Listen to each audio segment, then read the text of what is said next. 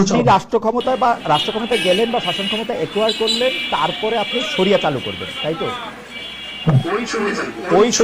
ওই শরিয়া কি এখন অন্য পৃথিবীতে অন্য জায়গায় চালু আছে? এরকম কোনো উদাহরণ কি আমরা দেখবো? মানে আমরা এরকম শরিয়া দেখতে চাই বা এরকম শরিয়া দেখতেছি, ধরেন এই পৃথিবীর অন্য কোনো আমাদের শরিয়া আমাদের দর্শন, আমাদের দর্শন, আমাদের শরিয়া আমাদের পুরানো হাদিসের মধ্যে দেয়া আছে।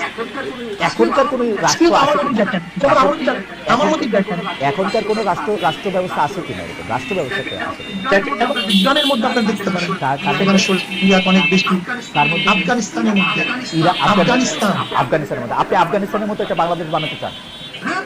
হ্যাঁ, বানাতে চাই। আর ইরানের মতো? দেখেন, ইরানের ব্যাপারটা হলো, যেখানে ইরানের যে ভালো ভালো যে দর্শনগুলি আছে, ইরানের যে ভালো দর্শন যেটা শরিয়াতে সাংঘর্ষিক, আমেরিকার যে ভালো দর্শন শরিয়াতে যে সাংঘর্ষিক না, ইংল্যান্ডে কোনো ভালো দর্শন শরিয়াতে সাংঘর্ষিক না, রাশিয়া কোনো ভালো দর্শন ইসলামের সাথে সাংঘর্ষিক না, এরকম জনগণের স্বার্থে। ওকে ওকে, তাহলে আমি মোরলেস মনে করতেছি যে আফগানিস্তানে এখন যে শরিয়া ভিত্তিক রাষ্ট্র ব্যবস্থা চালু আছে, আপনি বাংলাদেশে আপনারা যদি নির্বাচিত হন তো সেরকম একটা শরিয়া ভিত্তিক রাষ্ট্র ব্যবস্থা চালু করতে চান।